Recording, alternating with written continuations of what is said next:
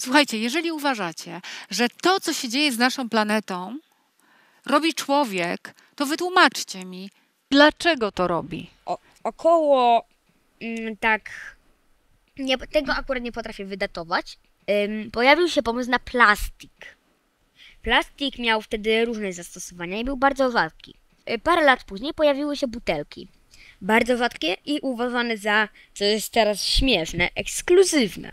Jak ktoś miał takie butelki, tak dużo butelek, na przykład na ścianach w domu w tamtym okresie, to było uważane za bogactwo. Masz rację. Człowiek zaplastikował świat, zabetonował świat, wyprodukował mnóstwo metalu.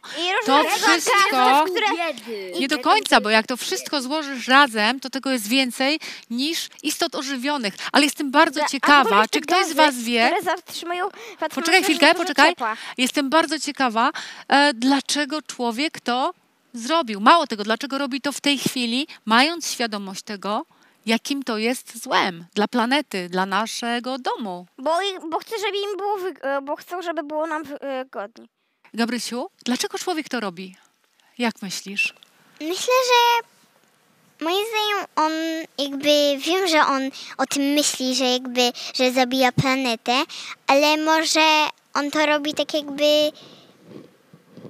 może tak, że on myśli, że to wszystko się rozłoży, że się poprawi po prostu. Dlaczego ludzie to robią? Bo myślę, że to się rozłoży.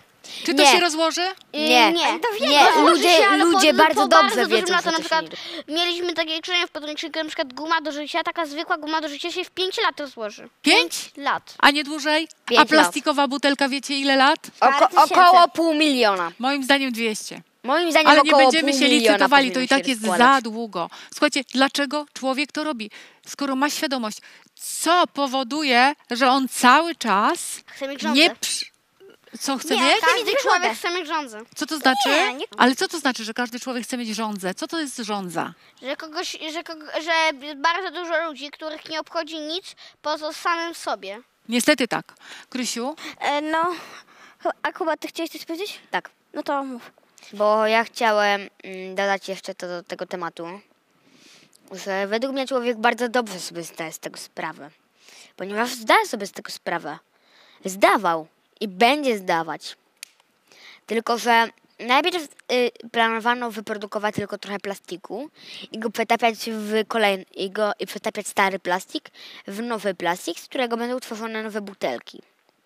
I żeby tylko trochę plastiku było w użytku.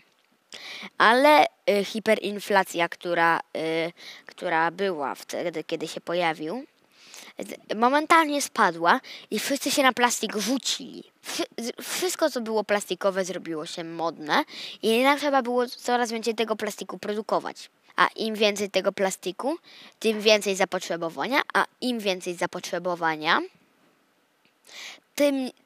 tym większa utrata klimatu. Krysia. Ja chciałam powiedzieć, że człowiek chce, żeby po prostu było wygodnie, tylko że za wygodą jednego gatunku kryje się cierpienie wielu.